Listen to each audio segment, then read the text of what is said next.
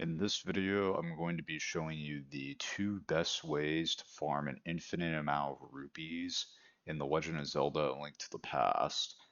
Both of these methods are pretty quick, so yeah, let's go ahead and get into it. So the first method can be found over in the Flute Boy room, and I'll show you where it is on the map in just a second. If you want to take out the enemies, you can. You don't necessarily have to. If you just want to get them out of the way, you can. So cut through the bushes with your sword, and walk up here, and you'll hit both of these trees, which will give you 40 rupees. So yeah, I need to show you where this is on the map. So it's over the Flute Boy room, or over in this like literally one room area that's like surrounded by a bunch of trees basically. It's in the light world, that's where it is on the big map if you need that. So yeah.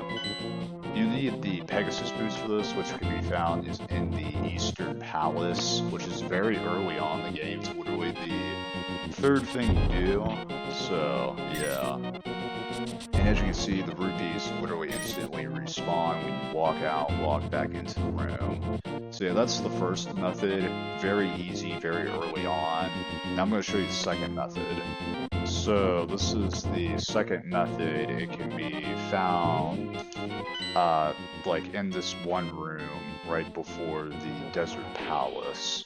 And it's literally the room before the Desert Palace. It's the green room, as you can see on the map here.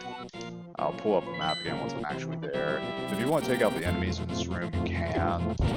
It doesn't necessarily matter. You can just kind of tank through it. Now, I already took out the rock. There's actually going to be a rock on top of this, and you're going to need the power gloves. Power gloves can be obtained in the Desert Palace, which is literally the palace after the Eastern Temple. And this method's actually faster because you'll get 50 rupees per time you do this rather than 40.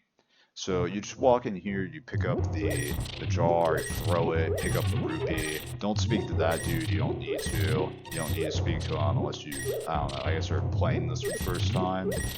But yeah, then you walk out, and then you just immediately walk back in. Again, you don't need to really worry about the enemies unless you want to kill them, then you can. So yeah, you pick these up. This is going to give you 50 rupees per time you do this. This is also a very quick method. So, yeah. You know, I just remembered, I forgot to show you the map before I started doing that. So, here it is. It's, you know, still the same room. There it is on the big map. This is the faster method. So, yeah.